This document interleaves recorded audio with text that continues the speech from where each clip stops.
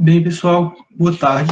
Meu nome é Gerson, eu faço parte do PET Engenharia Química, aqui da Universidade Federal do Ceará, e eu, juntamente com alguns outros colegas, a gente preparou esse mini curso de Python básico para incentivar vocês a navegarem nessa oportunidade tão grande que é a área de programação. Além de mim, do PET, aqui estão o Sérgio e o Lucas, podem se apresentar aí, podem ligar o microfone para se apresentar rapidamente. Olá pessoal, boa tarde. Meu nome é Sérgio, também faço parte do PET Engenharia Química, UFC, e estou no primeiro semestre de Engenharia Química. Vou estar aqui com vocês no chat, qualquer coisa, qualquer dúvida, vocês podem falar que a gente vai responder. Boa tarde pessoal, me chamo Lucas Barbosa, certo? Estou no quinto semestre de Engenharia Química, faço parte do PET Engenharia Química UFC e estou aqui também no chat junto com o Sérgio, ajudando vocês. Espero que vocês curtam aí o mini curso. Foi feito com muito carinho, certo?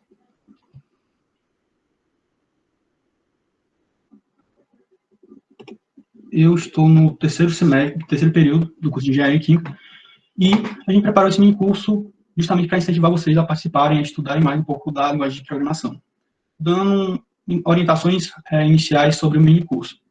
Esse mini curso ele vai ser dividido em 3 encontros, no caso, hoje, amanhã, que é terça e quarta-feira, de 16 até mais ou menos 18 horas. A média de duração é para ser basicamente de 2 horas, mas a gente vai tentar dar todo o conteúdo em 1h30, e fica mais meia hora para vocês tirarem dúvidas, fazerem questionamentos ou até mesmo trazerem questões. Então, a gente vai tentar ser bem conciso em relação a todo o conteúdo.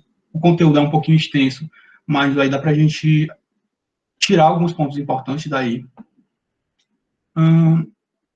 Falando um pouquinho sobre o mini curso de Python básico, a gente determinou um limite de conteúdo que a gente vai dar, até mesmo porque essa parte inicial é importante principalmente para quem iniciou a graduação agora ou está iniciando os estudos na parte de programação, principalmente de Python, para consolidar a base teórica que vocês precisam ter para partir para coisas mais avançadas. Então, quem já teve contato com programação, ou com Python, ou qualquer outra linguagem de programação que seja semelhante, vai achar essa partezinha, principalmente dessa primeira aula, um pouco mais monótona, que a gente vai ver alguns conceitos básicos e que não tem tanta prática. Na verdade, tem algumas práticas, mas não são tão emocionantes como as próximas. Esse mini curso ele vai ter essa primeira parte. No caso, esse primeiro mini curso vai ser abordando os conteúdos básicos. Já vou mostrar até a emenda aqui para vocês. A gente vai ter, foi dividido em 7 tópicos, 7, 8 tópicos. E durante esse curso a gente vai tentar entender um pouco melhor sobre a linguagem de programação. Essa parte realmente é a parte introdutória do conteúdo, mas posteriormente a gente vai tentar lançar outro mini curso, que seria a parte complementar isso daqui, a parte posterior, onde a gente vai poder abordar coisas mais importantes. Então, quem já tiver uma base formada em relação a isso, vai ficar muito mais fácil no próximo mini curso. Algumas informações importantes, eu acho que todo mundo já está fazendo, mas deixar o microfone desligado durante o mini curso. Caso tenha alguma pergunta, alguma dúvida, pode colocar aí no chat que os meninos avisam, aí vocês podem ligar o microfone para não interromper, não ter nenhuma interferência. E qualquer dúvida, vocês podem mandando aí no chat e os meninos já vão me passando, que a gente vai tentando esclarecer direitinho todas as dúvidas que tiverem. Logo de início, a gente tem a divisão de como é que vai ser o nosso mini curso. A gente tem em torno de 7, 8 tópicos, mas nessa primeira aula a gente vai tentar abordar esses 4 tópicos. 4, que é basicamente 3. Estudar um pouquinho sobre o que é o Python, a introdução ao Python, os tipos de dados e variáveis e as estruturas lógicas e condicionais. Essa parte daqui é uma parte bem introdutória, é um conceito que a gente costuma ver na graduação, na cadeira de programação, de forma bem rasa e também de forma rápida. E é o que a gente vai tentar repassar aqui nessa primeira aula. Nas próximas 2 aulas, a gente vai tentar estudar um pouquinho tanto sobre as estruturas de repetição, as coleções em Python, os tipos de funções e a introdução ao comprehension, que é basicamente a compreensão de determinadas estruturas de programação. Tem algumas pessoas aqui que podem nunca ter tido contato com programação ou se interessaram agora. Então, é importante que a gente tente orientar mais ou menos como é que vai ocorrer todo esse estudo. E por onde é que a gente vai poder trabalhar a linguagem de programação. Vou começar aqui mostrando para vocês o ambiente de programação que eu vou estar utilizando nessa aula. No caso, eu vou estar utilizando o Spyder, que é uma IDE que é utilizada para trabalhar realmente com a linguagem de programação em Python. Ela é bem simples e intuitiva. Aqui eu tenho o meu console, minha área de trabalho dele, onde eu vou poder criar todo o meu código, todas as minhas estruturas, e eu vou ter o meu console, que é onde o programa vai ser executado. Tem o menu aqui, onde eu vou poder criar tanto novos códigos, salvar, e até mesmo executar esses arquivos. Então, durante esse mini curso, a gente vai se focar principalmente nessa parte inicial, que é só mais de execução de alguns códigos menores. Quando você vai construir um código maior, é que você vai precisar se aprofundar na estrutura. Na estrutura não, no próprio IDE, onde você vai precisar de outras coisas para você tanto armazenar seu código, quanto você melhorar com ele. Então, a gente vai se abastecer aqui. Quem não conseguiu baixar nem o Anaconda, que é onde tem todas essas IDEs que você pode utilizar, nem o Spyder diretamente, também tem as opções de compiladores online, que é, no caso, essa daqui. Aqui ele trabalha com a mesma funcionalidade, você pode colocar aqui seu código e executar, ele vai funcionar normalmente. E agora eu acredito que a gente já pode passar para a parte prática.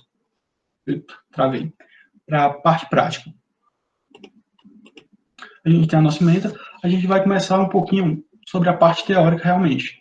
Então é importante que a gente saiba por que é que a gente está estudando a linguagem de programação Python e no que é que a gente pode utilizar ela. Bem, contando um pouquinho sobre Python, ela é uma linguagem nova, realmente ela é nova, foi criada por volta do finalzinho da década de 80 até realmente no finalzinho, chegando até o início de 90. E ele conseguiu se desenvolver de uma forma gigantesca, porque tem uma praticidade em sua utilização e também está se tornando cada vez mais popular essa linguagem. Então, o que é o Python? O Python é uma linguagem de programação bem simples e útil, foi criada há pouco, de certa forma, e que tenta auxiliar o programador. Ela é muito focada em quem está construindo código.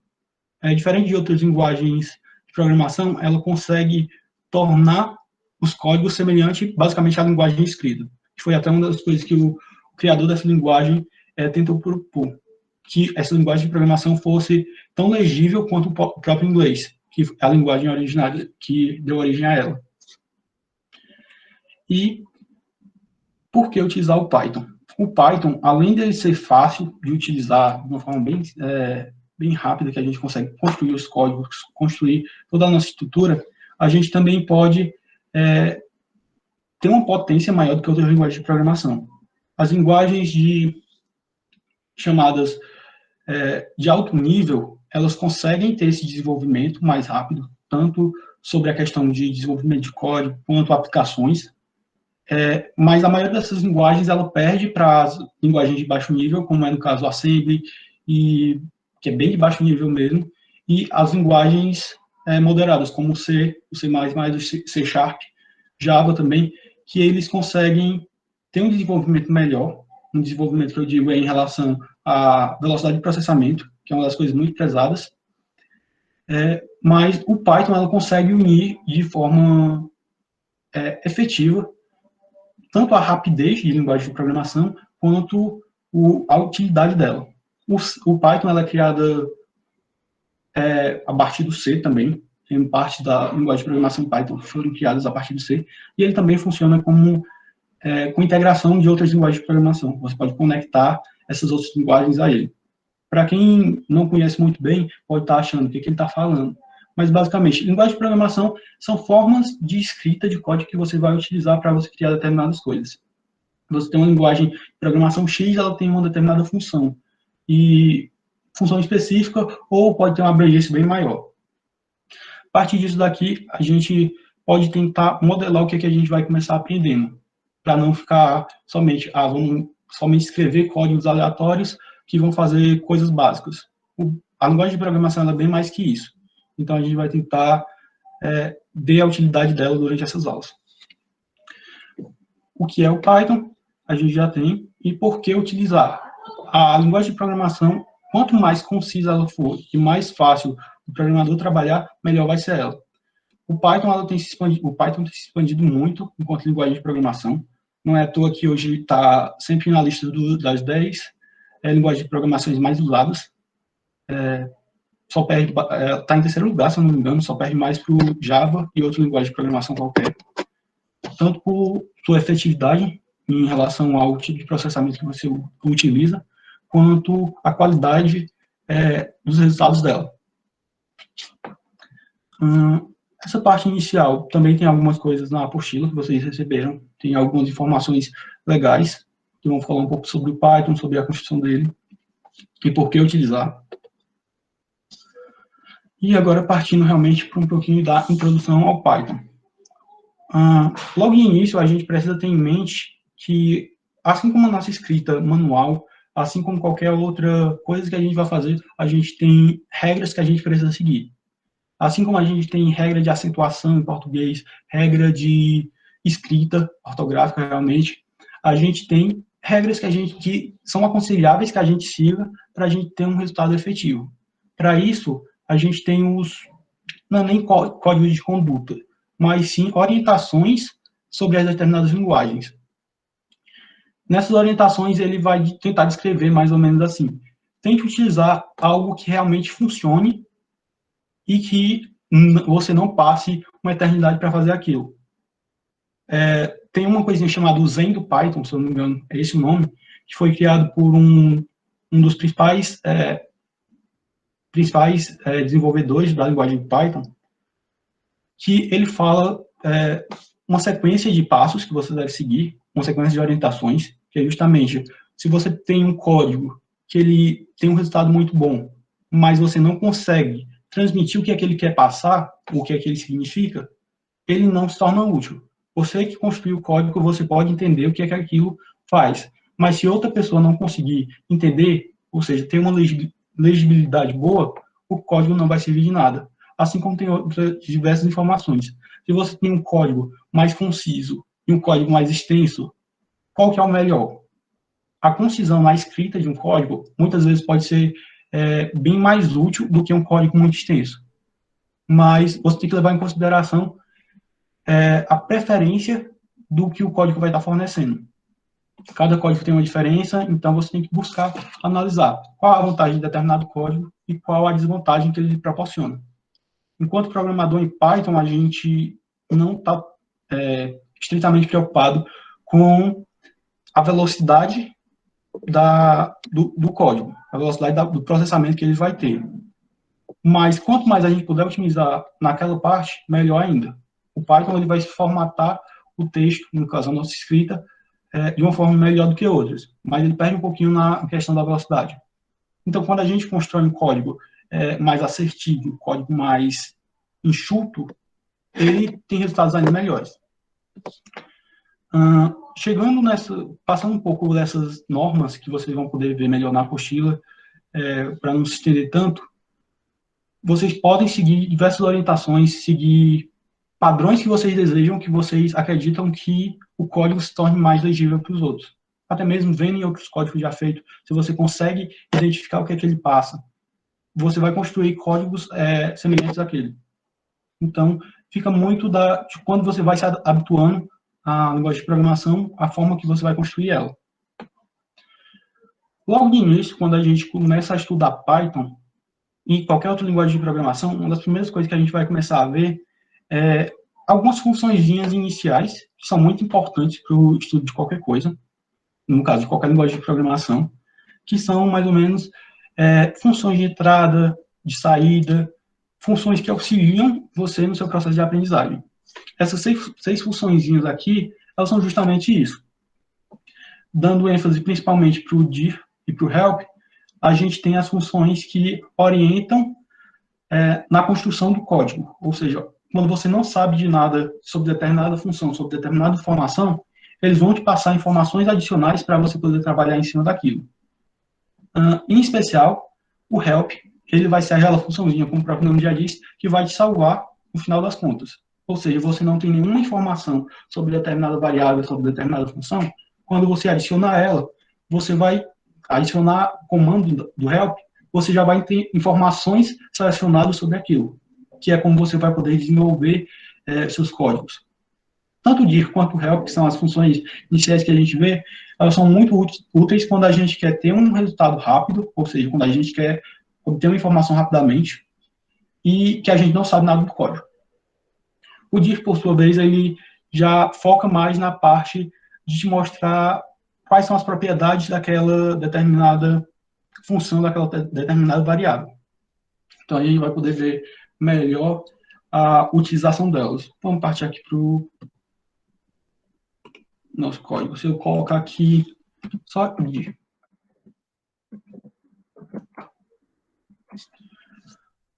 Quando eu executei, basicamente eu só dei um Enter aqui no meu console, já tinha colocado a função, e o que eu obtive aqui foi justamente todas as informações que eu tenho da função dir. Ou seja, ele tem a parte de input e output, que é justamente a entrada e saída de dados. Ele vai ter diversas funcionalidades que você vai poder trabalhar aqui. Cada uma dessas sinalizações aqui que você adiciona a um determinado comando, você vai conseguir extrair informações daquilo. Se você tem um nome daquela informação, se você precisa de alguma coisa relacionada ao nome, ao tipo dela, você consegue extrair a partir daí. Vamos tentar fazer algo em relação, colocando alguma variável em relação a essa função. Ou até mesmo, deixa eu ver aqui, ver se vai logo.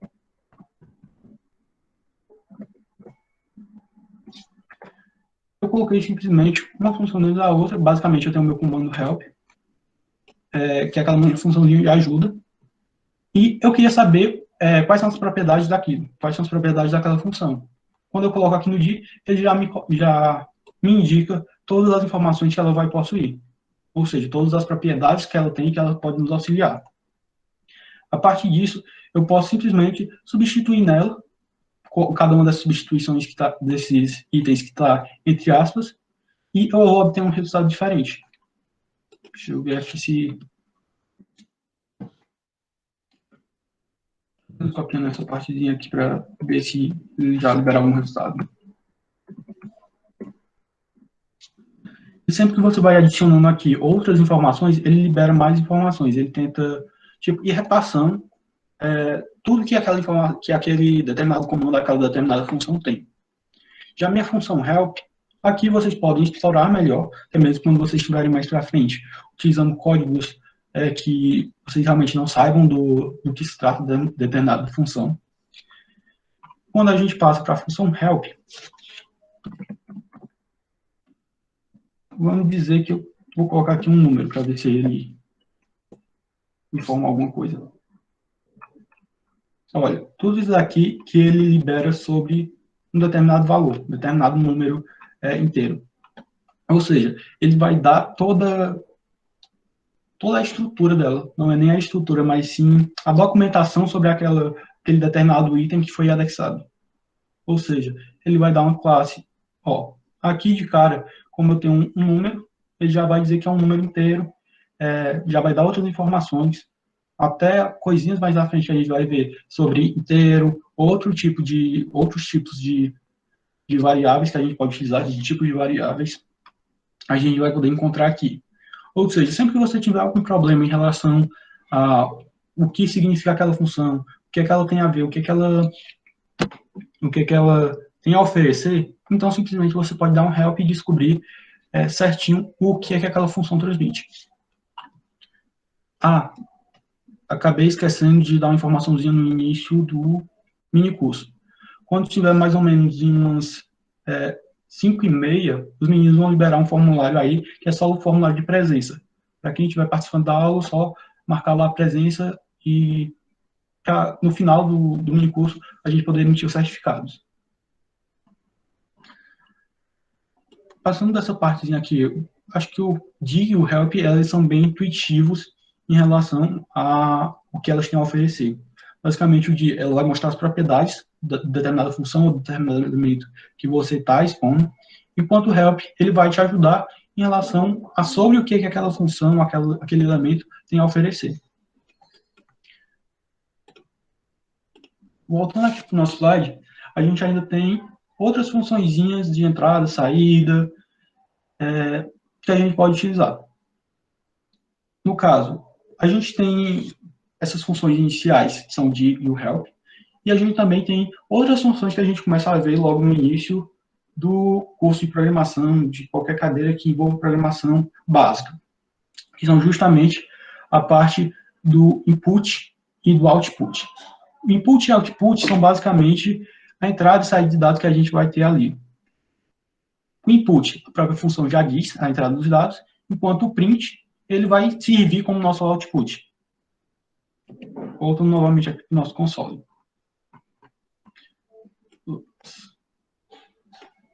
Quando a gente tem um determinado valor, que a gente...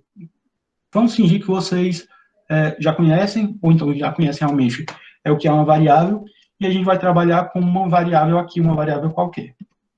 Eu tenho que o meu valor de A vai ser igual a 4, e eu quero saber agora do usuário realmente, vou fazer um programinha para o usuário dizer um determinado valor. Digamos que eu vou adicionar uma variável B, que eu vou ter put. Já vou explicar direitinho o que significa essa estrutura.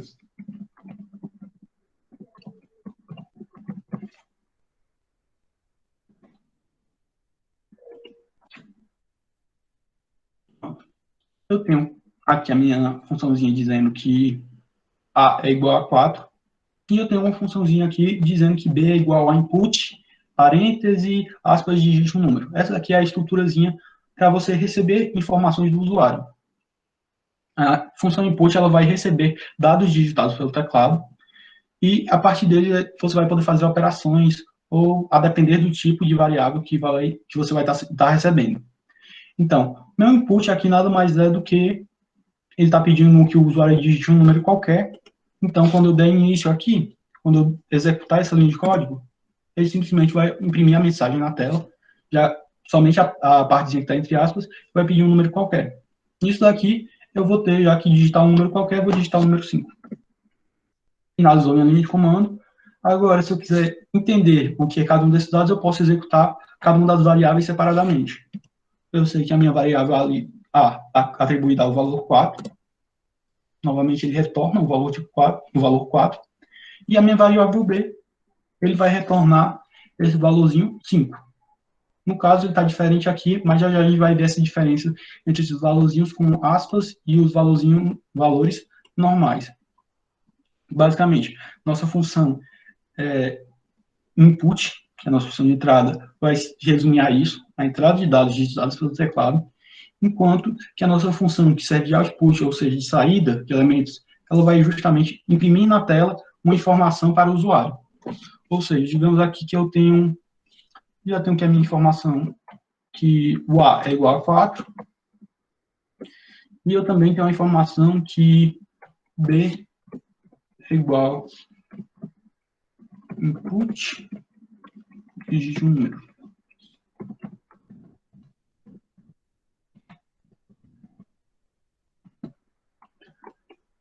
Se eu quiser apenas imprimir na tela esses valores, aqui vocês podem ver que quando a gente executa somente determinada variável, ele já apresenta na tela o significado dela, o valor dessa variável. Quando a gente está trabalhando em um código maior, a gente precisa inserir determinados comandos para ele imprimir o valor de cada uma dessas variáveis. Se eu colocar simplesmente aqui e rodasse meu código, nada ia acontecer. Ele iria processar, iria armazenar o 4 na variável A, e no B ele iria armazenar o valor que fosse digitado pelo usuário. E esse A aqui não interferiria em nada, ficaria apenas existindo. Mas quando a gente coloca para ele ser impresso na tela, ou seja, o usuário vai querer ver novamente aquele valor, ele pode simplesmente colocar print, que é o nosso comando de saída, e eu posso digitar a variável A, ou qualquer outra variável que eu queira. Que eu for compilar esse código, simplesmente vou ter aqui, ele vai estar pedindo um número qualquer, vou digitar o mesmo número, o número foi 5, e no final ele me retorna o valor A, no caso foi o valor 4. Essas funções, elas são bem básicas, a gente vai poder ver com maior facilidade elas no decorrer do curso, onde a gente vai utilizá-las com bem mais frequência. Então, vamos passando um pouquinho para frente. Outra funçãozinha bem interessante, que a gente vai acabar utilizando ela bem mais para frente, é justamente a função type. Ela vai indicar qual tipo de determinada variável. Aqui, já a gente vai aprender mais o que é um determinado tipo de variável. Mas aqui vocês podem ver que eu simplesmente atribuí um número inteiro, no caso o valor 4, a uma variável A. Aqui eu já recebi um valor de fora e atribuí ele. O valor A e o valor B têm respostas diferentes. No caso, tanto o significado de cada uma dessas informações quanto o tipo. Se eu simplesmente colocar essa função type aqui,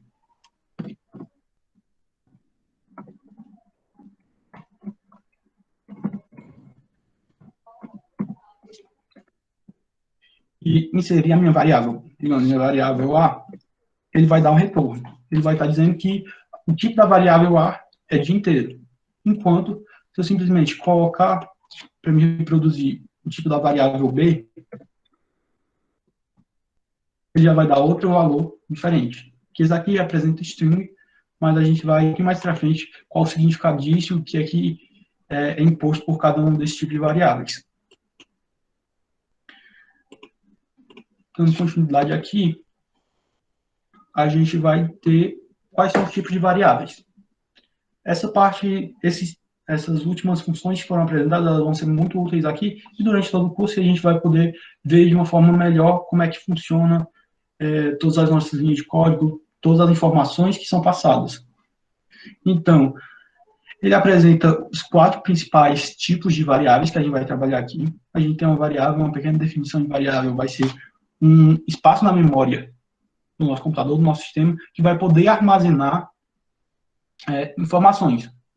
Ou seja, eu pego do usuário um determinado valor, vou guardar em um determinado espaço de memória. Outros locais eu também posso, outros tipos de informação eu também posso pegar.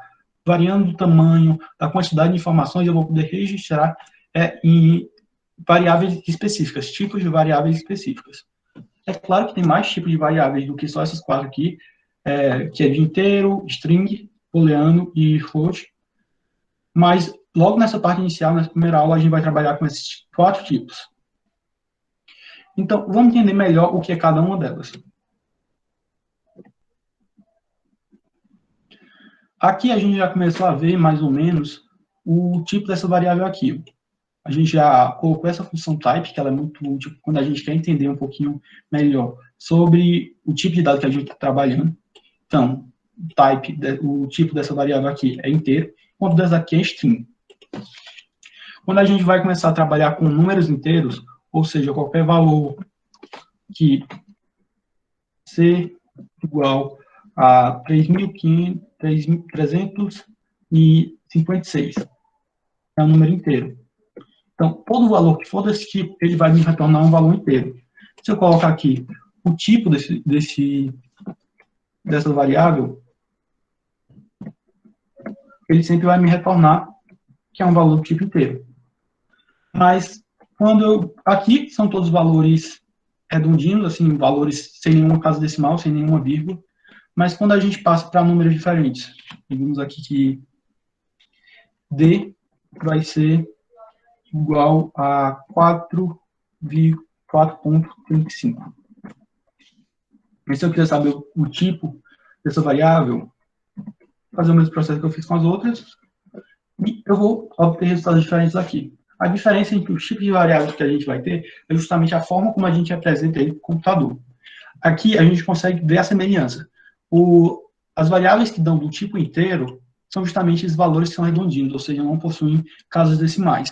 Quando a gente passa para um valor quebrado, no caso 4,35, ele já informa que é um valor do tipo float, que é um que trabalha com ponto flutuante. Esse pontinho aqui que separa, ou seja, que dá uma precisão maior ao número, ele vai ser manipulado de uma forma diferente.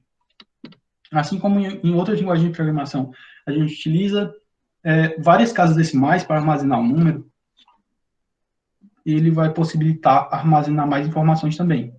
Ou seja, o valor de 3,14, que a gente costuma arredondar para pi, quando a gente tem um valor muito maior, tipo o valor de π realmente, 3,14, 15, se eu não me engano, outros valores, outros números após uma determinada quantidade de casas decimais.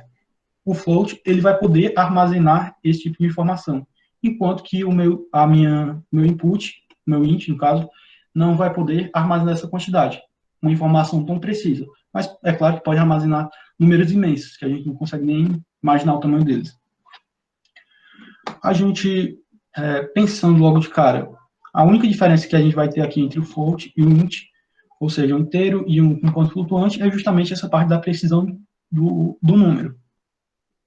Mas quando eu tenho uma string, que é justamente um valorzinho que a gente trabalhou logo no início aqui, que a gente recebeu do usuário, a gente vai conseguir ver uma diferença. Aqui eu estou trabalhando com tipos numéricos, ou seja, valores numéricos, enquanto que eu poderia dizer que isso aqui não é um número.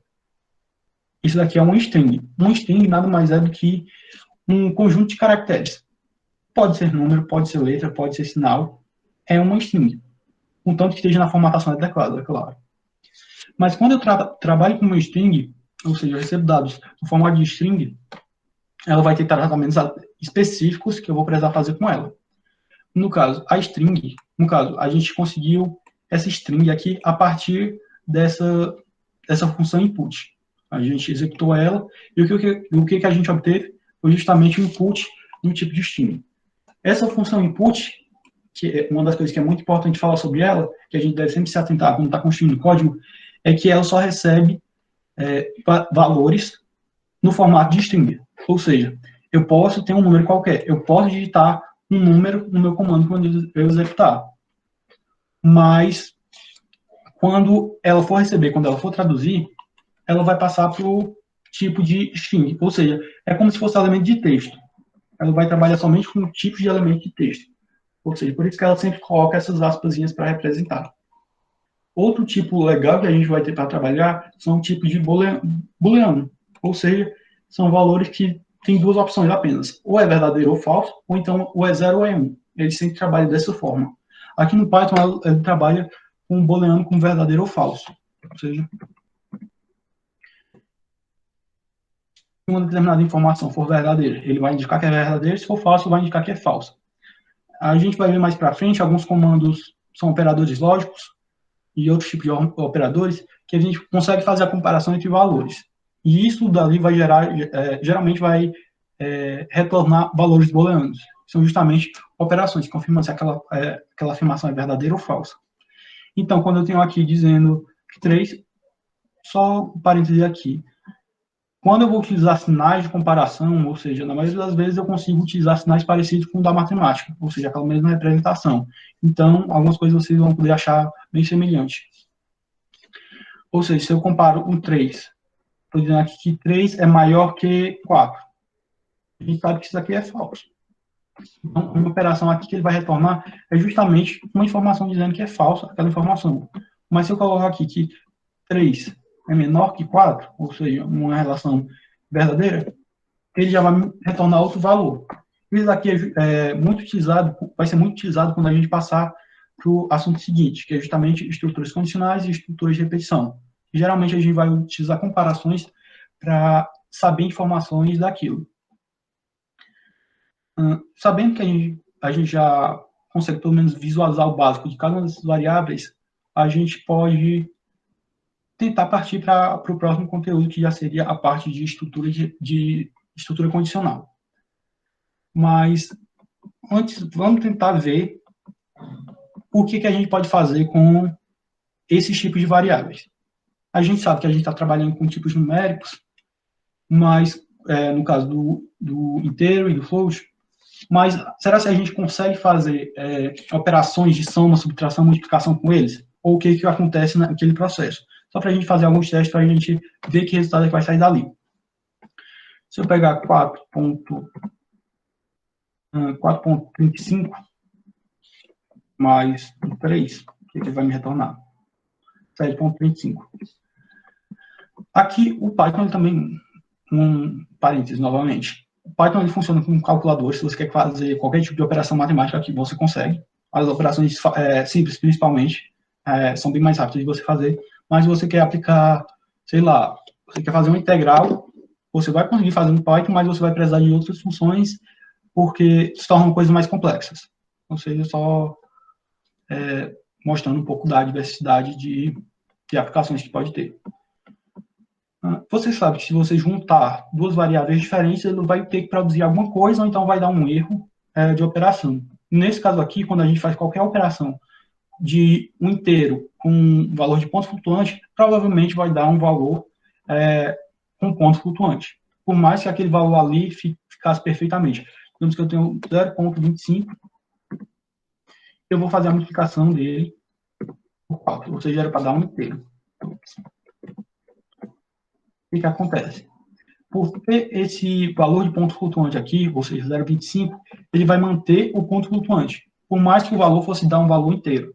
É como se aqui ficasse a amostra somente uma quantidade de casas decimais, mas que ele tivesse uma quantidade bem maior de precisão.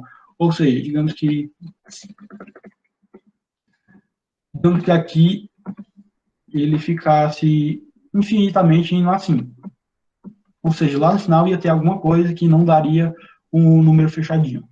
Então, por isso que esse tipo de variável a gente consegue diferir em relação ao nosso trabalho. Mesmo que fosse dar um número inteiro, a gente não vai conseguir um resultado inteiro.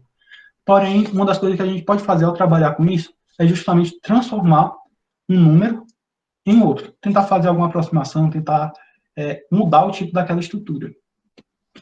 Uma das coisas que a gente pode fazer é simplesmente utilizar o próprio nome da variável para fazer aquilo. Ou seja, se eu tenho o valor de 3,14 e eu quero transformar ele no inteiro, obviamente eu não vou conseguir transformar ele no inteiro de um jeito que ele permaneça com o mesmo valor, ou seja, representando 3,14, aquele valor fechadinho. Então, quando eu faço operações de troca de tipo de variável, ou seja, aqui eu vou estar utilizando o comandozinho int, ou seja, o nome da própria variável, para transformar esse número em um valor inteiro. O que ele vai me retornar? Ele vai me retornar justamente o valor arredondado. Ou seja, se eu tentasse fazer a mesma coisa aqui, mas com o número 3,94, ele continuaria retornando o valor 3. Porque nessa transformação, ele sempre vai arredondar para baixo, ou seja, para o número inteiro que aparece ali. Ele desconsidera todas as outras casas decimais após esse ponto. Do mesmo modo, se eu tenho aqui, se eu recebi aqui uma string, será que a gente consegue transformar essa string em um valor inteiro? Ou seja, eu vou colocar aqui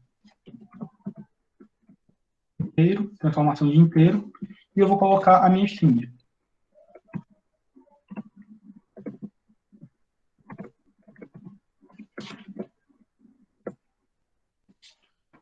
Consegui isso daqui.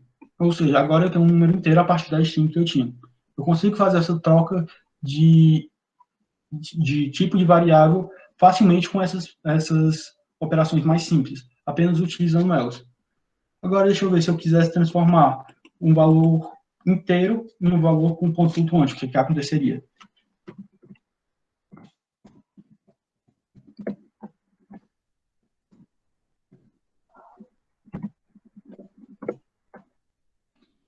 Quando ele vai fazer essas operações, ele tenta mudar o formato como é apresentado aquele valor. Você faz apenas a troca simples daquele tipo de informação. Para quem ainda não viu nada em relação à programação, quase nada, não viu tanta coisa relacionada a isso, quando eu coloco a estruturazinha aqui entre parênteses e eu não coloco nada, apenas coloco um número inteiro, alguma coisa desse tipo, eu estou representando apenas aquele valor inteiro. Quando eu coloco entre aspas simples ou dupla, eu estou representando que tem alguma outra coisa, algum outro valor escrito em um formato diferente. No caso, a string ela é representada nesse formato. Ou seja, por aspas simples ou duplas, eu posso acrescentar. Já quando eu tenho outros tipos de valores, cada um vai ter uma formatação diferente. A gente vai poder ver mais para frente como é a estrutura de cada um dos códigos que a gente vai construir. Tem várias operações que podem ser feitas com diversos números, sejam eles inteiros, com ponto flutuante, até mesmo operações que você pode fazer com strings e também com valores booleanos. mas que isso daqui é realmente o que a gente vai aprender mais na marra, realmente praticando nos exercícios, quando a gente tiver alguma coisa mais estruturada para a gente fazer. Aqui é a parte bem mais simples em relação a, eu tenho uma determinada variável, eu tenho um determinado valor, eu quero entender um pouco mais sobre aquilo, um pouco mais sobre ela, então eu vou poder desenvolver isso.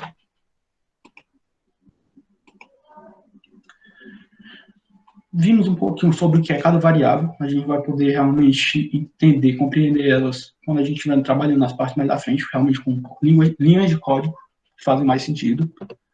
E a gente vai ver outra partezinha básica, que é o que precede as estruturas lógicas e condicionais. As estruturas lógicas e condicionais que a gente utiliza, elas têm diversos operadores que a gente vai estar utilizando para ter um resultado legal, obter um resultado que a gente espera. E algumas das coisas que a gente vai ter aqui são justamente os operadores aritméticos. Os operadores aritméticos são basicamente aqueles valorzinhos que a gente trabalha na matemática, que a gente costuma fazer nas operações básicas. Ou seja, esse daqui, o sinal de igualdade, ele varia um pouco. Aqui no Python, o significado dele, realmente, que é que, ao invés de igualdade, ele está representando atribuição de valores. Ou seja, quando a gente foi lá no código, que eu coloquei A é igual a 4. Eu não estava dizendo que A era igual a 4. Eu estava pegando um valor da memória, chamando ele de A e atribuindo o valor para ele. Ou seja, eu estava pegando uma caixinha vazia, vamos fazer essa analogia, pegava uma caixinha vazia, jogava alguma coisa lá dentro e dizia que ele era o nome daquele local.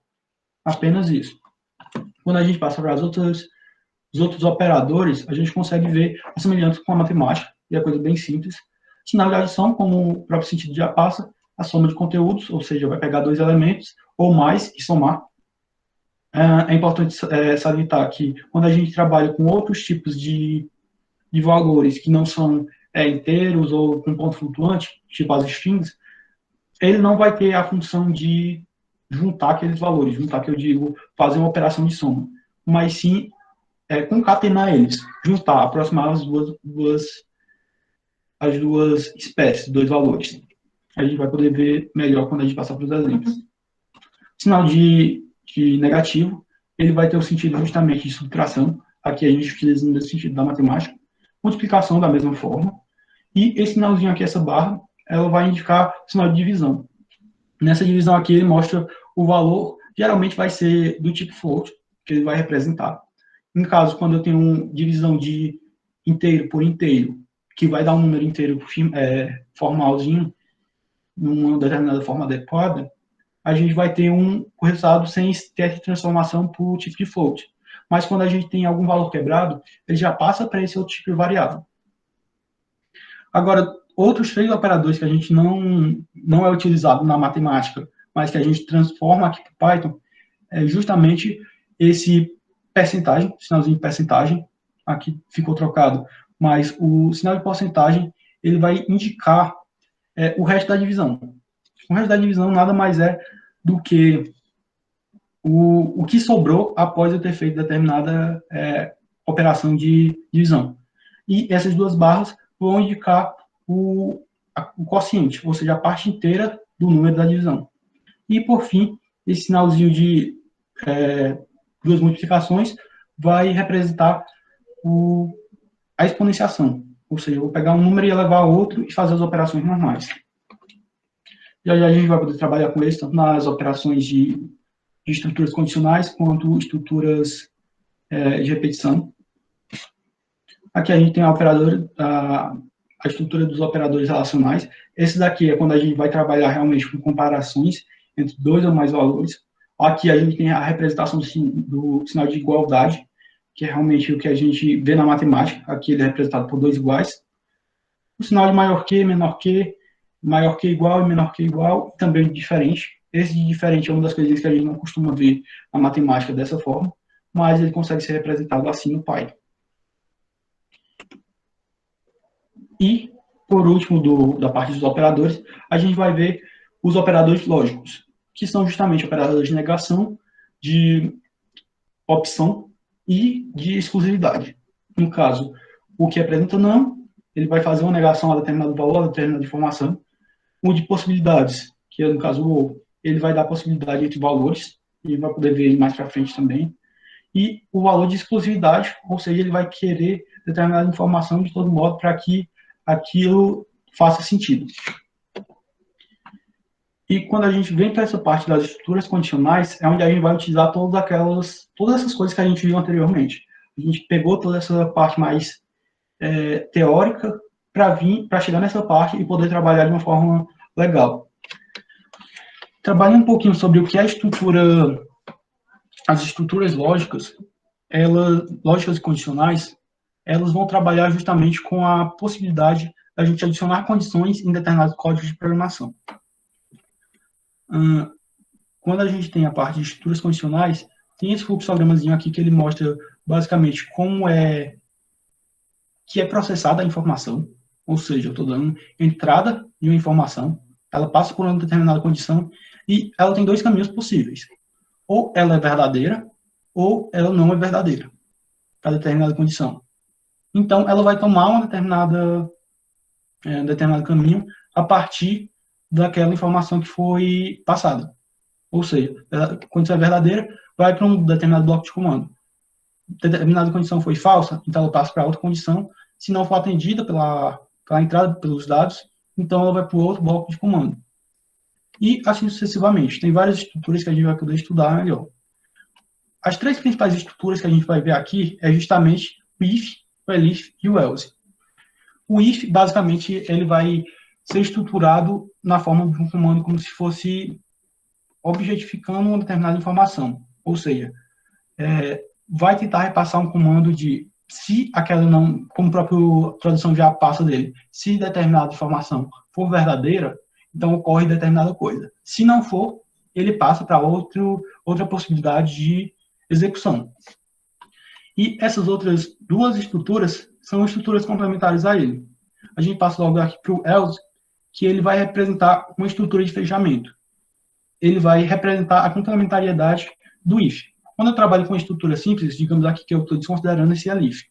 Só tem uma estrutura do if e do else.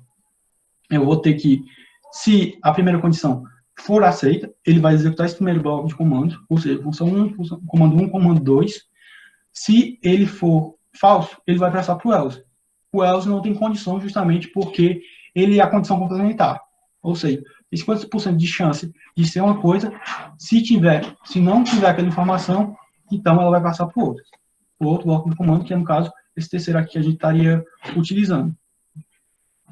Outra coisinha que a gente tem aqui é justamente a junção dessas duas funções, que enquanto eu tenho o elif, é basicamente como se eu tentasse juntar um intermediário ali. Eu quero acrescentar mais condições à minha operação. Justamente porque eu vou ter aqui o if, a primeira condição, eu vou acrescentar o elif como sendo minha segunda condição, justamente para me repassar informações daquilo. Ou seja, minha primeira condição falhou. Então, tudo bem, eu vou tentar a minha segunda condição. Se a segunda condição falhar, eu ainda tenho o meu else, que é a minha função de escape. Ou seja, ela vai se complementar a tudo. Essa primeira condição tem uma restrição, essa segunda condição tem outra restrição que já exclui essa. Então, eu vou poder associar ela de forma a ter um resultado melhor sobre aquilo. As estruturas alinhadas são justamente quando eu tento colocar várias estruturas uma dentro da outra. Ou seja, eu criei essa primeira estrutura aqui do if e eu pude colocar outro comando do tipo if também dentro dela para retornar outra informação. Ou seja, eu coloquei esse if, se a minha condição 1 fosse verdadeira, ele iria tentar executar esse bloco de comando aqui, que é justamente o if, se a minha condição 2 fosse verdadeira, ele executava uma coisa, se fosse falsa, ele executava outra coisa totalmente diferente. Mas se essa primeira condição aqui não fosse verdadeira, esse bloco aqui que tem o if e o else, ele não seria executado. Passaria justamente para meu terceiro bloco de comandos e executaria o último comando. Vamos tentar ver como é que isso daqui funciona na prática, que só ficou falando e no fim acabou só passando a ideia geral. Agora bora para a parte prática disso. Digamos aqui que eu vou construir aqui na parte inicial um código com poucas informações. Eu vou dizer que eu tenho duas variáveis, uma variável do tipo A igual a 3, uma variável do tipo B igual a 5, e uma variável do tipo C igual a 10. Digamos que isso aqui foi a nota de uma pessoa em determinadas provas. Eu vou fazer a construção de uma função, ou seja, um comando condicional. Eu vou querer executar para determinado usuário se a pessoa vai ser aprovada ou não. Ou seja, eu vou me estipular aqui. Se a pessoa estiver acima de 7, ela é aprovada. Se for abaixo de 7, ela está reprovada. Vamos colocar dessa forma. Então, meu if, basicamente, eu vou colocar esse parênteses aqui só para deixar uma coisa mais organizada, mas essa função não precisa obrigatoriamente dos parênteses. Então, eu vou tentar associar dessa forma. Se a minha variável é do tipo A, a soma delas, no caso, variável do tipo A mais a do tipo B, mais a variável C, se isso daqui for igual, no caso, a gente precisa maior ou igual a 21 pontos, que é, no caso, 3, 8, 7, 21. Então, eu simplesmente vou imprimir na tela que o aluno está aprovado. Gerson? Oi. Tem um pessoal falando que está um pouquinho rápido e se tu poderia um pouquinho mais devagar. Certo. Vou tentar desacelerar aí. Obrigado. Sérgio, em relação dos comandos, foi em relação aos comandos, a parte inicial ou a parte de código mesmo? Essa parte desse código? Está rápido. Alguém pode me orientar aí? Se eu preciso voltar alguma coisa? Dos códigos, Gerson, dos códigos. Pronto, dessa parte dos tipos e outras informações, né? Isso. Pronto. Tentando recapitular aqui. Essa partezinha aqui, essas informações aqui a gente vai poder utilizar mais na prática mesmo. Então, vamos deixar aqui de lado por enquanto. Sobre a estrutura lógica condicional, realmente, vamos tentar focar o que ela quer dizer. A estrutura condicional, ela quer especificar. Tem uma condição que você pretende atender, ou seja, se ela for atendida, você vai fazer alguma coisa relacionada a ela, ou seja, pensando nessa estrutura aqui inicial. O if e o else, eles vão ser estruturas que vão dizer, se algo acontecer, vai ser executado alguma coisa, se não acontecer, eu vou passar para outra condição, ou seja, condição complementar, que é justamente representada pelo else. Se essa condição, já que é a última condição, então ela vai executar. Aqui nessa estrutura, ele está representando justamente esse bloco de códigos. Não é bem esse bloco de código, mas como ele funcionaria. Digamos que eu estou dando um determinado valor e eu quero, digamos que eu vou dar uma nota para um determinado programa, que é justamente o que a gente vai trabalhar mais para frente. Vou dizer que fiz um programa que vai dizer se o aluno foi aprovado ou não. Aprovado, reprovado, está de AF.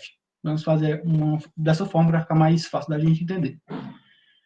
Se a gente está dando a entrada de uma nota, digamos que a gente vai dar a média da pessoa. Estou dando a média aqui nessa entrada. Eu vou jogar ela no comando, numa condição. A minha condição aqui vai dizer, se a sua nota for 7 ou maior que 7, você vai estar aprovado.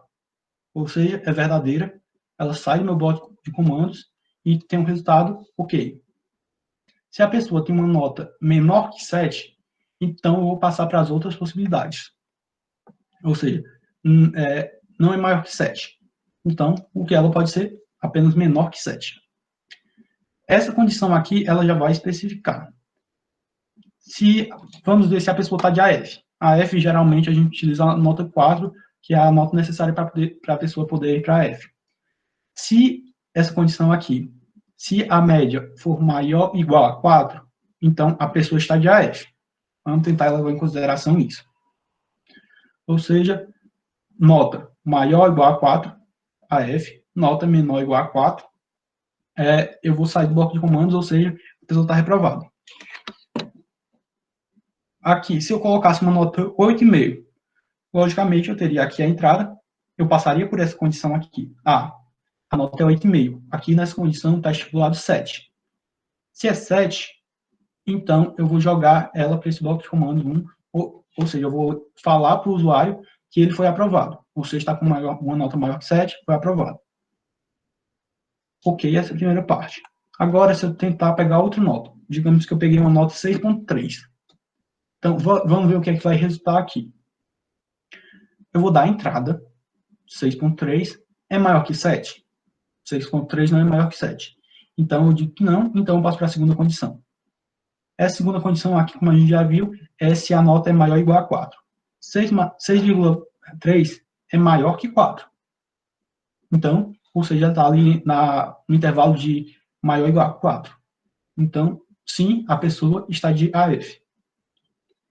Se a nota fosse totalmente diferente, ou seja, não fosse menor que 4, então eu retornaria que a pessoa está reprovada. Da mesma forma, eu passaria aqui. 3,5, vamos dizer a nota. Dei a entrada, não funcionou, porque a minha nota era insuficiente para essa condição aqui. Então, aqui, esse primeiro bloco de comandos não é executado. Ele passa como se fosse em branco. Digamos aqui, tem um if, até tem esse alinhamento por causa disso, realmente. Condição, foi aceita? Ou seja, 3,5. Foi aceita? Não. Então, isso daqui eu passo direto. Eu não vou nem olhar para esses comandos aqui, dizendo que foi aprovado nem nada. Eu venho para essa segunda condição aqui, que diz que a nota foi, se a nota tivesse sido maior que 4. A gente sabe que a nota foi menor que 4, que 3,5 menor que 4. Então, eu vou ignorar esses números aqui, essas informações que ele me passa. E, depois disso, ele simplesmente vai passar para a minha última opção. No caso desse programa com 3 opções. Seria maior que 7, maior ou igual que 7, maior ou igual que 4 e menor que 4. Então, a única opção que me restaria aqui nesse terceiro exemplo seria o else, enquanto ele sairia do bloco de comandos. No caso, ele sairia, que eu digo, iria para o último bloco de comandos e seria executado. Por isso que aqui mesmo não tem nenhuma restrição de condições. O cerne da parte de estrutura condicional é você tentar ver, eu tenho mais de uma opção que eu posso seguir. Então, qual a melhor opção? Qual a opção que se encaixa com as condições que eu estou impondo? Basicamente, eu vou utilizar essas estruturas para me tentar organizar ela. Uma condição, eu vou colocar em um if, ou seja, a condição inicial, a condição mais geral que eu tenho possível, a mais geral que pega todas as outras condições. Vou colocar ela aqui no if. Não funcionando nela, então vamos partir para as restrições a ela. Ou seja, essa daqui não funcionou, então eu tenho que ver outra que funcione. Nessa outra que funciona, eu posso testar. Não deu certo? Aí eu ainda me pergunto, tem mais outra possibilidade de execução? Se tiver, eu parto justamente para o else. Esse else ele vai ser o final das minhas atividades.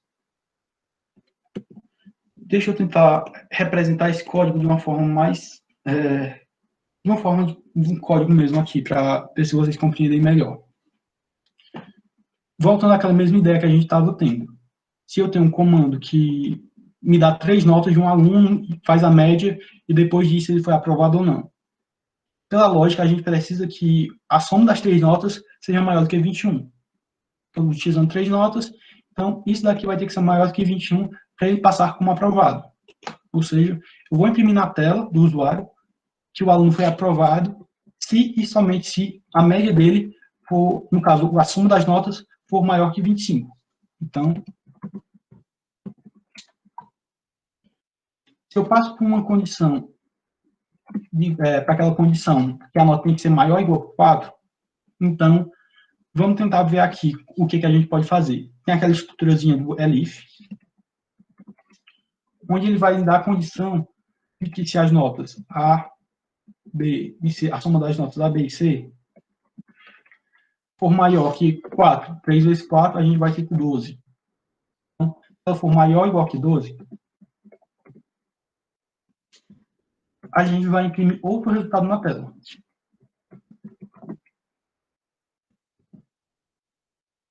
Esse resultado que vai ser aqui, vai ser, vamos colocar aqui a F.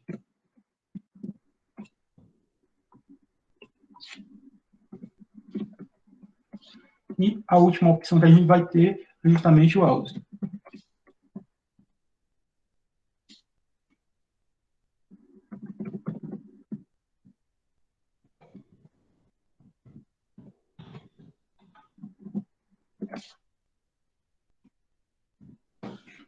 Vamos tentar compreender a partir desse códigozinho. Vamos tentar executar aqui.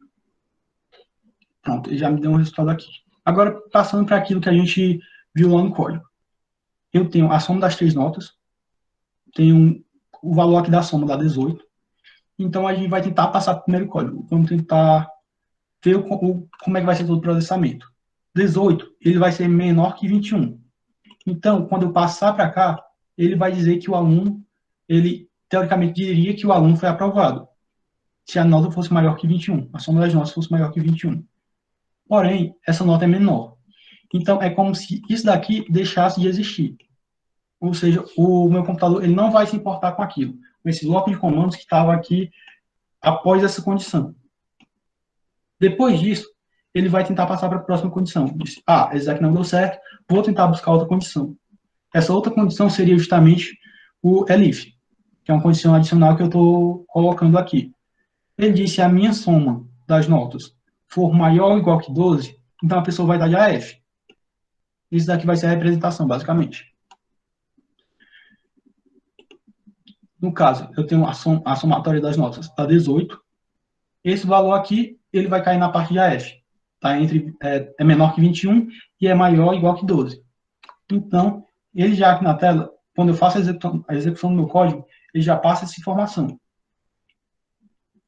Se essa nota fosse menor que 12, então eu passaria para o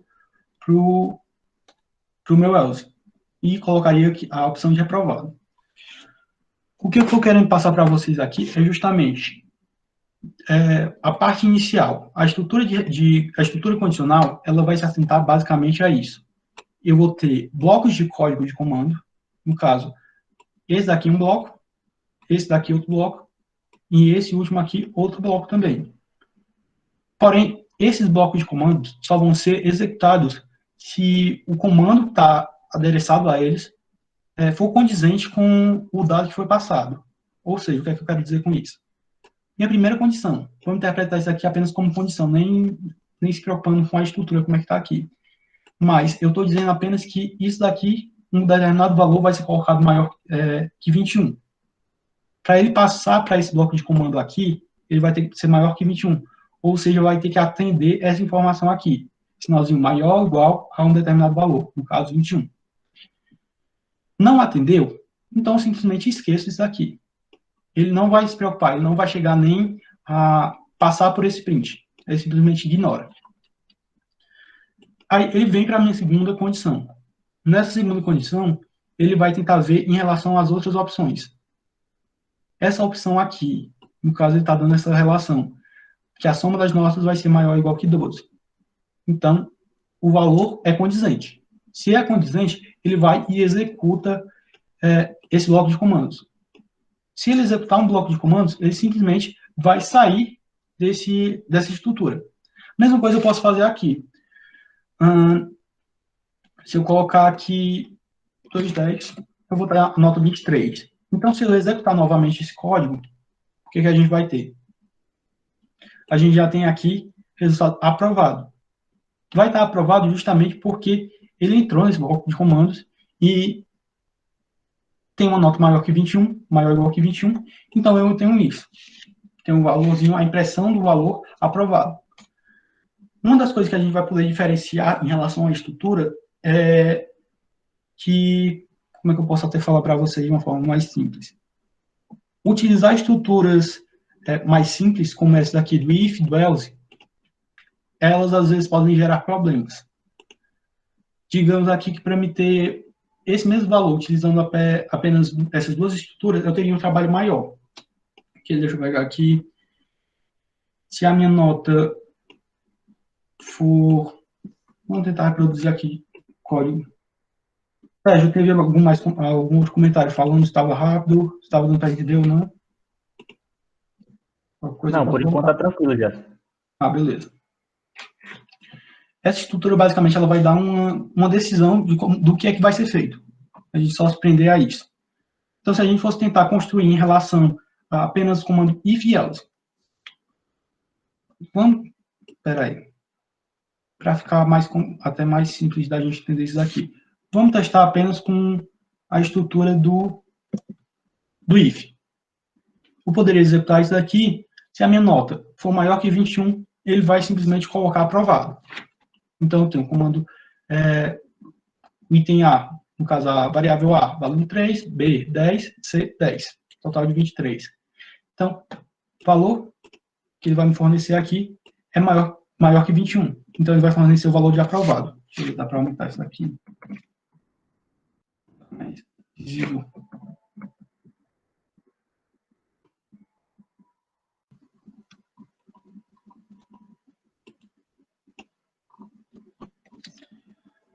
Aqui, depois que eu executei o código, ele simplesmente colocou aprovado.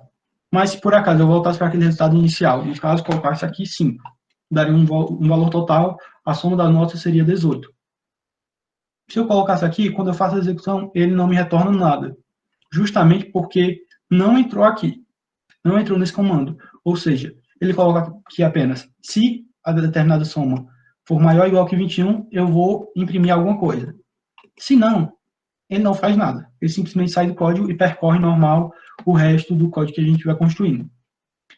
Se a gente simplesmente colocar a função else aqui, que é a função para complementar o if, ele vai pegar todos os outros valores.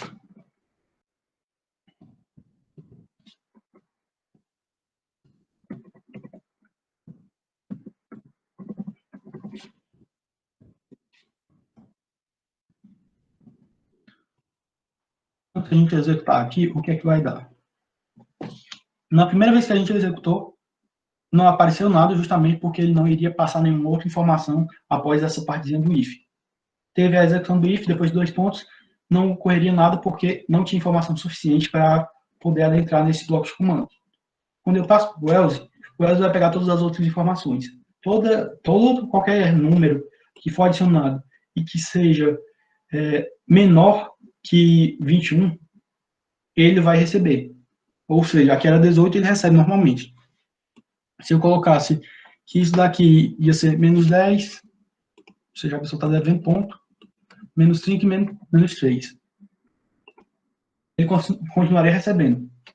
Se todos os dados fossem 0, o else ele continuaria recebendo, sem nenhuma modificação.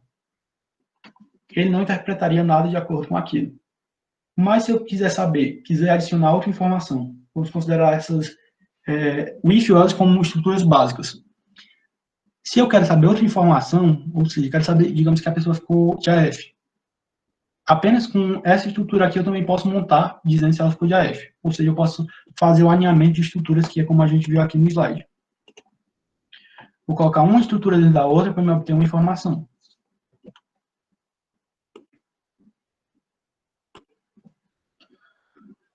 Ou seja, vou tentar fazer a cópia disso daqui para utilizar no meu sentido.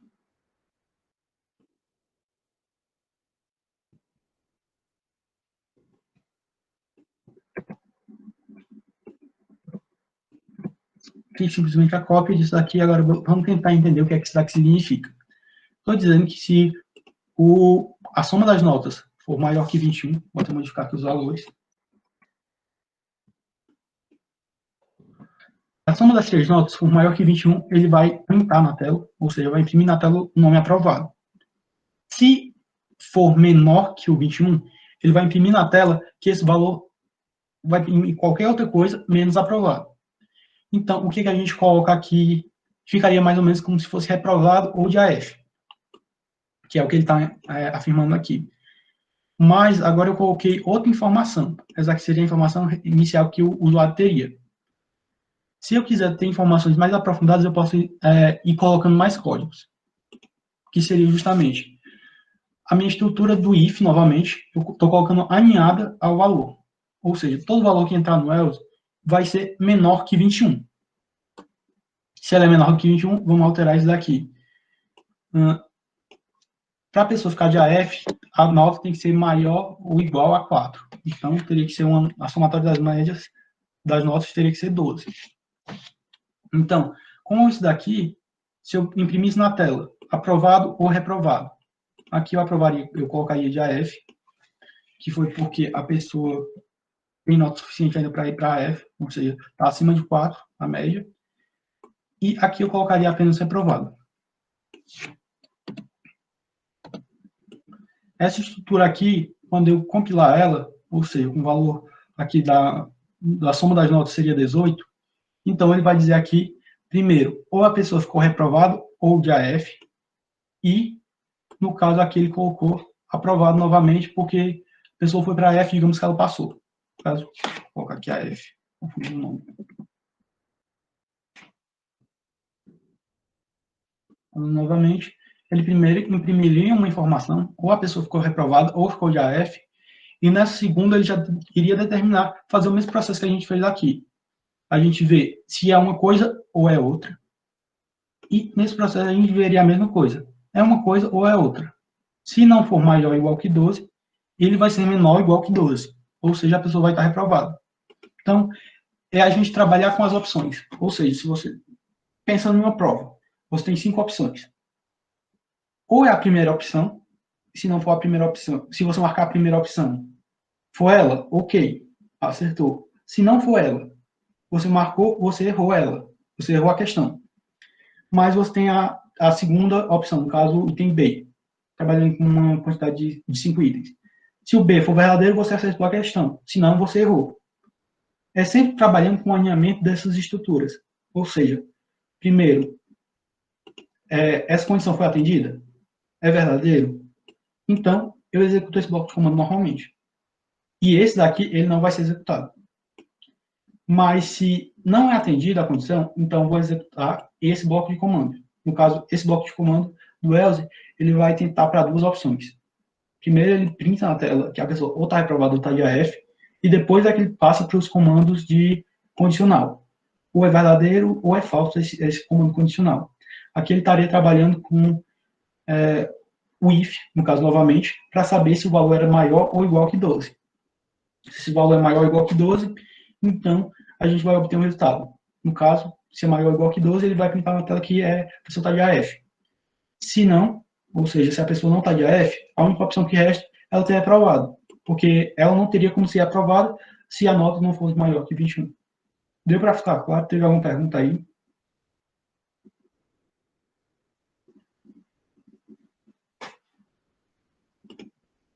Sérgio, teve alguma pergunta relacionada a alguma questão, alguma dúvida? Não, as perguntas que tiveram, a gente está respondendo aqui, mas em relação à aula, não. Tem algum outro tema específico que ficou em dúvida, alguma coisa? Para voltar e eles reverem novamente? Não sei. Pessoal, tá tudo tranquilo até aqui? Vocês têm alguma dúvida? Algo mais do que não foi respondido aqui no chat?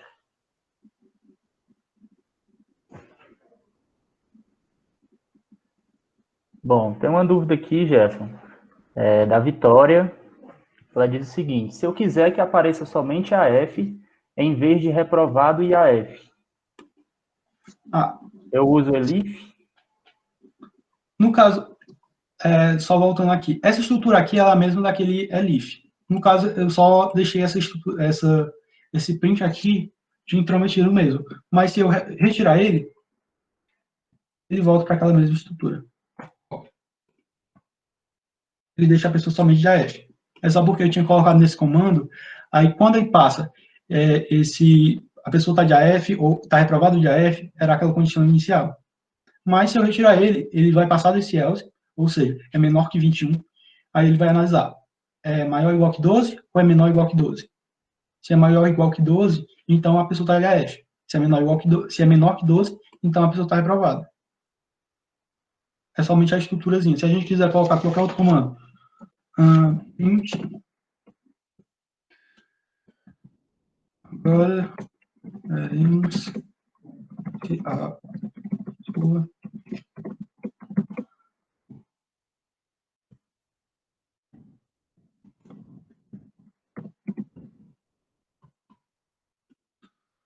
seria basicamente isso daqui. Quando eu imprimir isso na tela, eu sei que se o valor de 18, sei que o valor de 18 é menor que 21, então agora a gente vai tentar ver esse valor ali é suficiente para a pessoa ir para F ou ela vai estar reprovada direto. Então, agora veremos se a pessoa está de AF ou reprovada. No caso, o valor é maior que 12, então a pessoa está de AF. Então, se eu colocasse aqui agora o valor 3. Se eu rodasse novamente, ele reproduziria a mesma mensagem e colocaria que a pessoa foi reprovada, porque o número seria menor que 12. Acho que é importante falar um pouquinho sobre a estrutura que a gente está apresentando aqui, a estrutura do if, do else e do elif. Essa estrutura aqui ela é basicamente feita da seguinte forma: se você quer uma estrutura condicional, o if, você vai ter apenas if, você vai ter a estrutura, você vai anexar uma determinada informação aqui, ou seja, determinada condição, e você vai colocar os 2 pontos. Após esses 2 pontos, você vai passar para a próxima linha e vai fazer a indexação do bloco de comando. Tenho que falar uma coisinha para vocês em relação à estrutura como está sendo feito o código, que deve ser seguida para não gerar nenhum erro, que vai estar justamente na parte de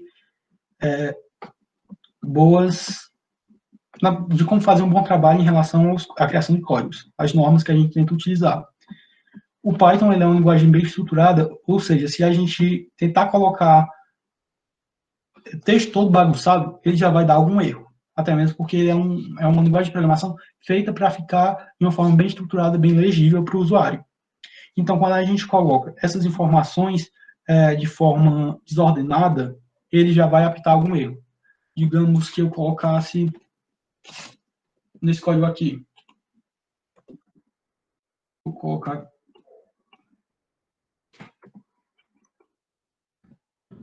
Então, eu tenho isso e eu coloquei esse print aprovado de uma forma desordenada. O que acontece? Ele continua apresentando esse valor aqui, mas é importante a gente tomar cuidado, porque o alinhamento do código é muito importante para a gente não se perder, e até mesmo para facilitar a compreensão daquele código. Se eu simplesmente não tivesse nenhum espaço aqui, colocasse de forma seguida, ele já apresenta um errinho aqui, diz que está errado essa sintaxe, e o que acontece? Ele já diz que o valor está errado, justamente porque o Python, no caso, a linguagem de programação em si, ela é chamada de case sensitive, que justamente ela é sensível ao tipo de informação que você está passando. Ela necessita de um alinhamento adequado. No caso, sempre quando você vai pular uma linha que você quer colocar um determinado bloco de código dentro do outro, geralmente a gente ou utiliza espaço de 4 espaços aqui, 4 espaçamentos, ou até mesmo de um tab. O tab às vezes varia de computador para computador, às vezes pode ser só os 4 espaços e outras vezes varia, mas sempre se atentar a isso. Porque se eu variar muito essa posição, ele pode registrar algum problema. Outra coisinha também que a gente tem que perceber é que quando eu fiz esse alinhamento aqui, eu coloquei o if, coloquei uma informação para ser executada, justamente porque ele estaria dentro do meu bloco comando do if, mas se não tivesse, no caso, se não fosse referente ao if, ou seja, se eu tivesse simplesmente colocado aqui de forma qualquer, esse valor aqui já seria implementado. Vamos ver se assim vai funcionar.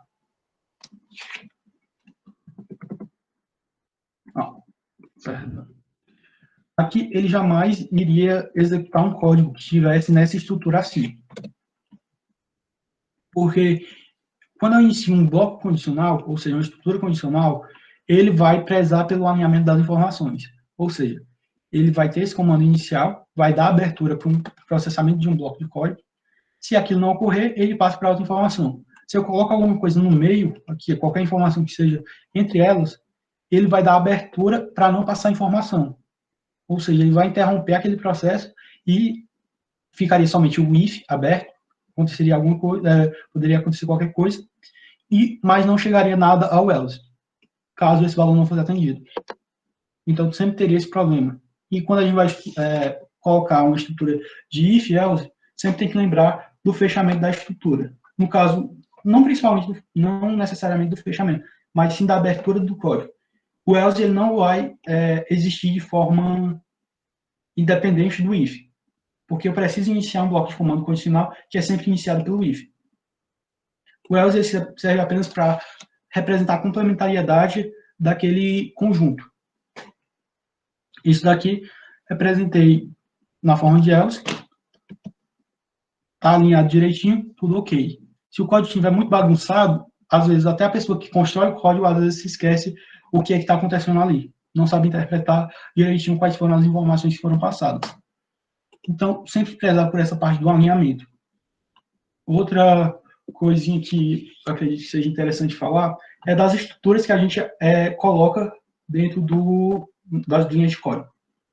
Aqui a gente viu simplesmente a elaboração desse código, como é que funciona realmente. Mas uma das coisas que a gente tem que se atentar é justamente as informações que a gente está colocando aqui.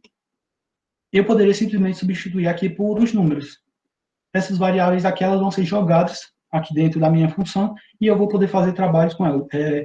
Comparar ou até mesmo tirar valores dela. Depende muito do que eu vou estar utilizando. Mas nessa parte básica, vamos trabalhar com o meu código, vou ter determinada informação, depois vou ter o trabalho com as variáveis e vou poder ter a comparação. A estrutura condicional, ela realmente trabalha com essa parte. Mas quando a gente tenta pegar uma coisa mais básica, digamos, recepção de informação. Vou apagar esse código aqui. E digamos que eu quero trabalhar com o recebimento de dados pelo usuário. Eu vou selecionar uma determinada variável, uma variável qualquer. Vou colocar aqui que o usuário vai digitar qualquer informação.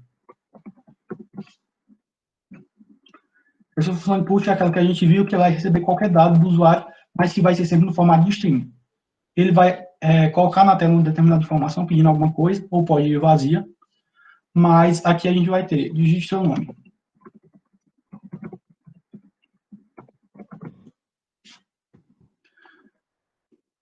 Então, isso daqui, o usuário já vai ter que dar alguma informação. Pronto. Quando ele passou essa informação, o valor já ficou armazenado dentro da minha variável. Tanto é que se eu colocar aqui e simplesmente executar essa variável, ele já vai retornar a string daquele valor. Porém, se eu quero receber do usuário um número qualquer, eu posso simplesmente transformar o tipo de entrada que a gente vai estar trabalhando. A gente viu que a gente pode simplesmente pegar o tipo de uma variável, colocar na frente de um valor que ela vai fazer a transformação para aquele valor. No caso, para aquele tipo de variável. Ou seja, digamos aqui que eu quero que ao invés de receber meu nome, receba minha idade. Aqui eu vou estar recebendo minha idade. Quando eu coloco para executar, vou colocar 19, ele vai me retornar apenas o valor 19. O nome 19, na verdade. Seria apenas um caractere de texto. Mas digamos que eu quero fazer uma operação de soma daquele valor. Digamos que eu vou dividir minha idade por 2. Ok. Vou pegar A, que é no caso a minha idade, e dividir por 2.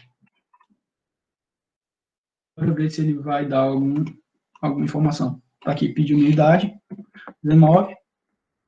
Aí ele dá esse erro de comando aqui, esse erro de código. Justamente porque o que eu estou recebendo não é algo que eu possa dividir por 2. É apenas um texto qualquer. Então, não tenho como fazer qualquer operação matemática com ele. Mas quando eu transformo esse tipo de resultado que ele está recebendo em um tipo que eu desejo, ou seja, se eu colocar aqui int, que é o valor que eu quero trabalhar, e colocar a recepção da informação, basicamente, quando eu executar isso aqui, coloco aqui novamente 19,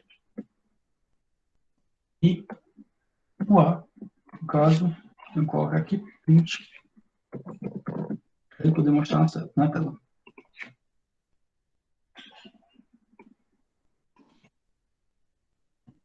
Aqui é basicamente a representação de uma operação de divisão. Então, quando eu tiver o resultado, eu vou ter ele aqui. Digito a idade, 19. E quando ele faz a divisão, ele dá um valor qualquer. Vocês podem ver uma reaçãozinha legal. Eu pedi, inicialmente, essa parte aqui, ela vai me retornar apenas um string, mas eu faço a transformação dessa string em um tipo numérico, ou seja, um valor inteiro. 19, um número inteiro, foi o que eu passei aqui. E quando eu faço essa operação, ele transforma automaticamente esse valor que estava inteiro para um valor com ponto flutuante.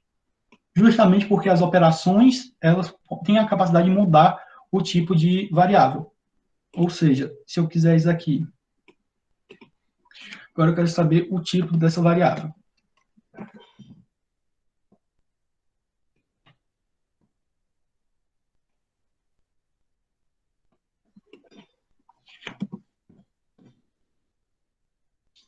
No caso, ele já me dá aqui qual é a classe da minha variável. Agora eu tenho um float, que é justamente um valor com ponto flutuante. Se ao invés disso daqui, se ao invés de 19, eu dissesse que minha idade era 20, o que aconteceria? Continuaria com o mesmo valor. Justamente quando eu tenho essa operação de divisão, ela vai alterar para o tipo de caractere do tipo float. Justamente porque eu tenho uma operação de divisão, ou seja, já entende que possivelmente aquele valor possa não dar um valor inteiro. E quando eu replico esse valor aqui, mesmo sendo um valor inteiro, no caso, 20 dividido por 2 vai dar 10, mas ele não vai interpretar como 10. Ou vai, vamos ver aqui. Ele não interpretou apenas como um 10, um número inteiro, mas sim um número fechado. Já quando eu utilizo outros tipos de operação, isso daqui às vezes não muda. Tipo, uma soma. Porque eu vou somar minha idade com 2.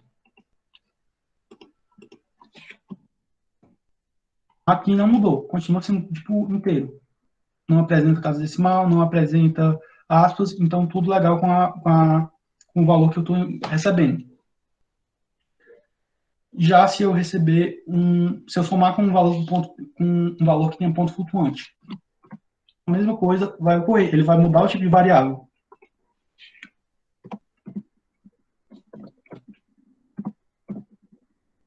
Ó, ele já altera. É sempre legal a gente se atentar com esse tipo de informação. A gente sabe que a gente vai receber de um tipo, mas se não é o tipo que a gente quer, a gente pode alterar de qualquer forma. Eu poderia simplesmente colocar aqui um sendo do tipo float. E ele já me daria o valor como se fosse um valor quebrado normal. Gerson? Oi. Pronto. A Gabriela Guimarães perguntou aqui. Mais 19 dividido por 2 dá um número quebrado. Por que não seria do tipo float ali? Aonde? Não, mas o 19 dividido por 2, ele fica como tipo float. Sempre qualquer divisão. Sendo inteira, dando resultado inteiro ou dando resultado quebrado. Porque ele sempre vai ficar aqui, digamos, utilizando aqui o próprio...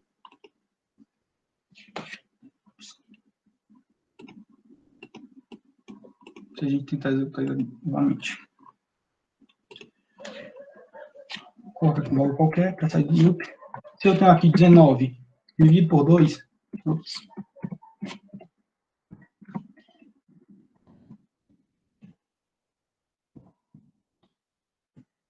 o meu resultado vai ser do tipo float. Mas, tipo, quando eu tenho um resultado inteiro, no caso que eu falei, que é 20 dividido por 2, ele vai me retornar, o 20 é do tipo inteiro, eu estou fazendo divisão de inteiro por inteiro. Mas, como tem essa divisão, esse sinalzinho de divisão, ele vai interpretar que possivelmente pode ocorrer algum problema se eu deixar como do tipo de inteiro.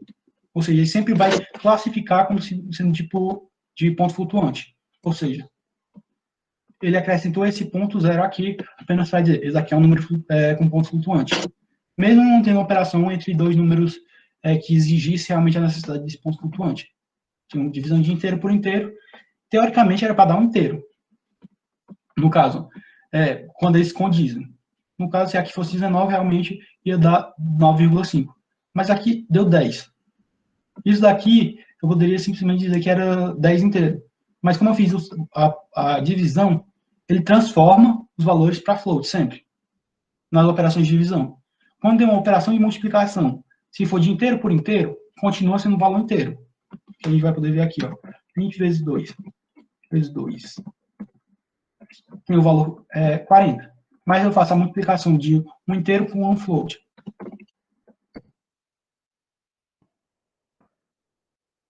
Deu 30. 30,0, na verdade. E quando eu faço a soma de dois números normais que eu digo são do tipo inteiro, ele retorna 40. Mas se eu coloco 20 mais 20.0. Olha aqui a diferença que ele já dá. Quando eu faço a operação de soma por um valor com número quebrado, ele já modifica. Então, sempre que quando eu tiver uma operação de número inteiro com um número float, o resultado vai ser do tipo float. Se eu tiver de inteiro com inteiro, pode dar um número inteiro, dependendo do tipo de valor que eu tiver, excluindo a divisão. Mas quando eu tenho multiplicação de inteiro por inteiro, o valor retornado é um valor do tipo inteiro. Se eu tiver multiplicação de um inteiro por um float, no caso, 20 vezes 2.0, vai me retornar um float. Ou seja, sempre eu tenho que me atentar qual o tipo de variável que eu estou utilizando, qual o tipo de resultado que eu vou ter. A partir das variáveis que eu estou utilizando e do tipo de operação que eu estou fazendo, ele vai me fornecer um resultado de um tipo diferente. Nessa partezinha aqui do tipo de recepção de dados, eu sempre vou lembrar de colocar qual tipo de dado que eu quero receber. Se eu quiser receber um string, eu deixo no modo natural. O string a gente vai poder analisar mais para frente como é o funcionamento dela. Então, eu tenho um funcionamento normal dela aqui. Vou receber um valor tipo como se fosse um nome. Entendido essa parte aqui, a gente vai para o tipo booleano. Digamos aqui, vamos ver se dá para receber um do tipo booleano.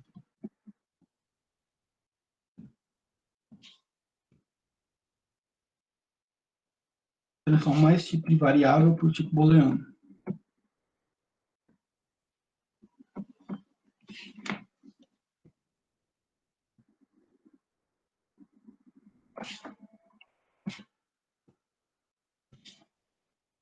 Aqui, o que ele fez foi justamente, não é nem para colocar de utilidade.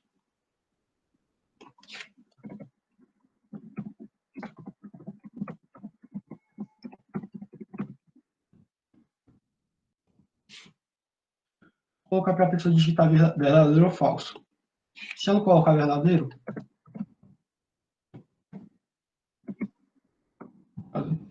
não. No caso, ela está colocando uma determinada afirmação.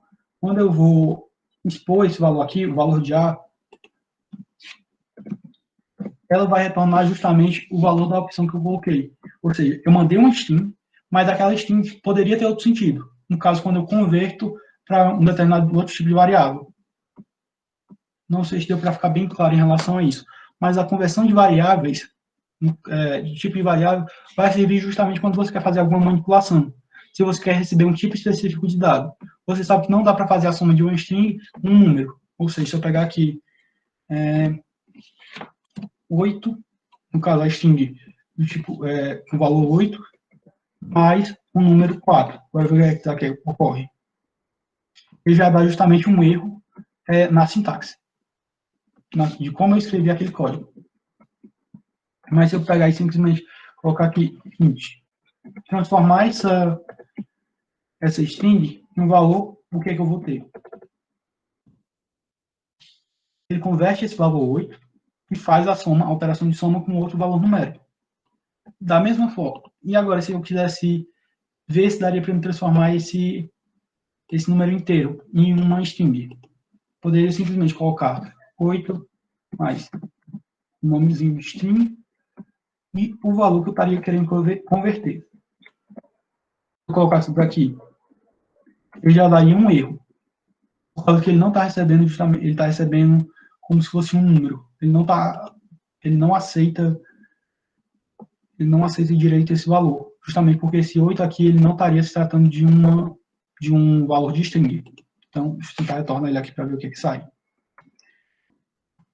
Eu transformo um número em string, ele vai ir normalmente. Mas se eu for tentar fazer a operação com outro valor, ele não vai aceitar muito bem.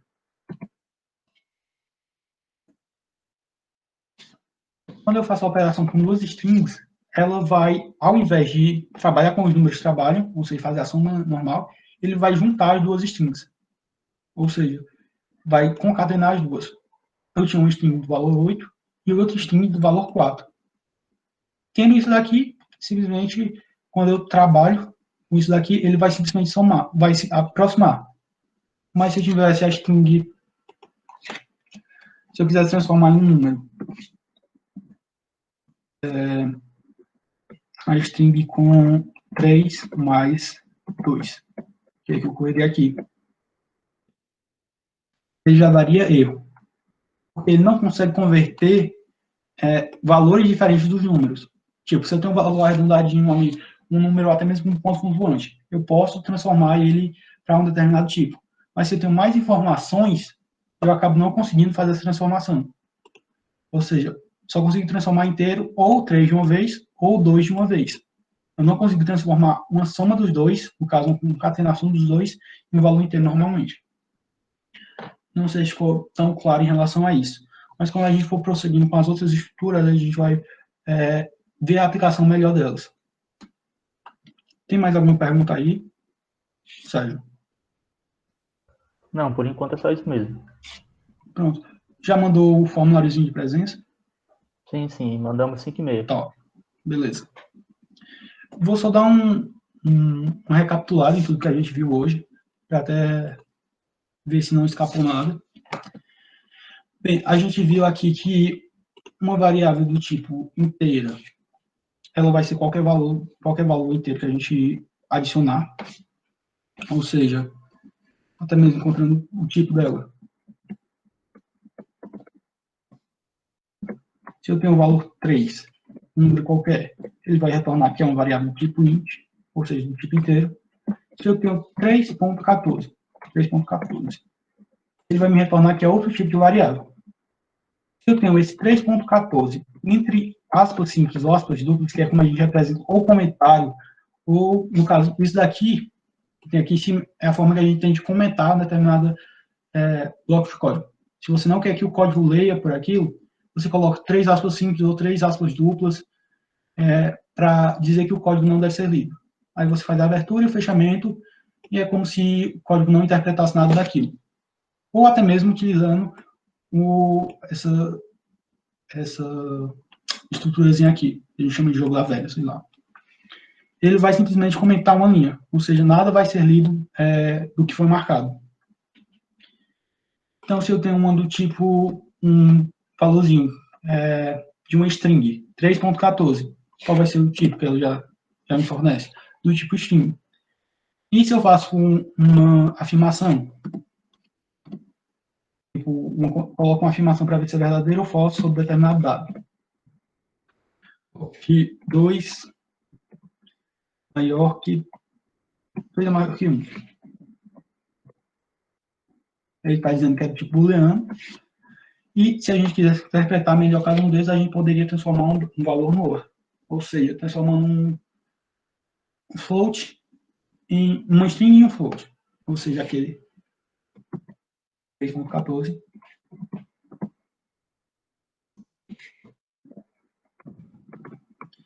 em uma string.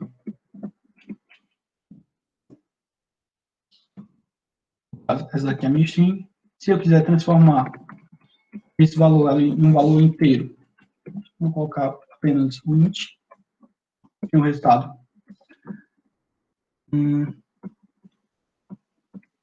No caso aqui, ele não aceitou. Justamente por causa que ele precisaria fazer a conversão primeiro para float, depois para utilizar, para transformar do tipo inteiro. Ou seja, vamos fazer aqui o processo, ele precisa para transformar esse 3.14 em um valor inteiro.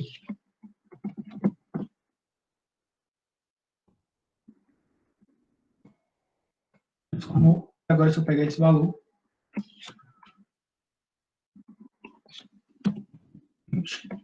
3.14, ele vai me retornar 3, simplesmente porque arredondou. Essa partezinha dos números é a parte inicial, tipo de transformação de variável. String, normalmente, vocês podem trabalhar de diversas formas. Também tem como alterar a posição delas, ou seja, você quer uma string, digamos que você tem A igual a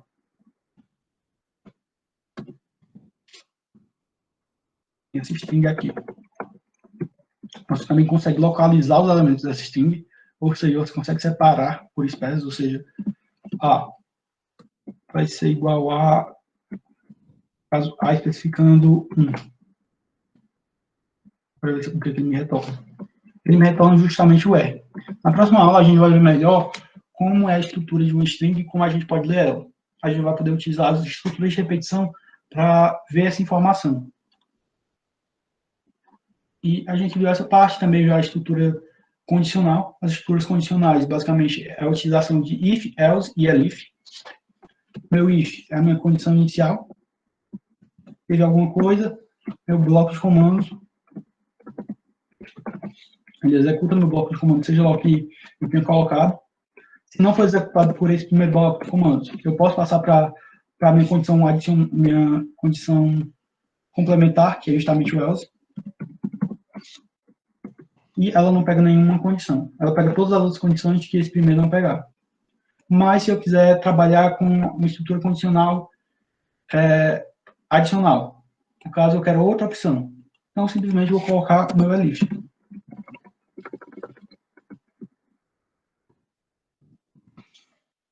Esse elif eu já vou poder colocar uma determinada condição, seja lá qual for, o que eu quiser.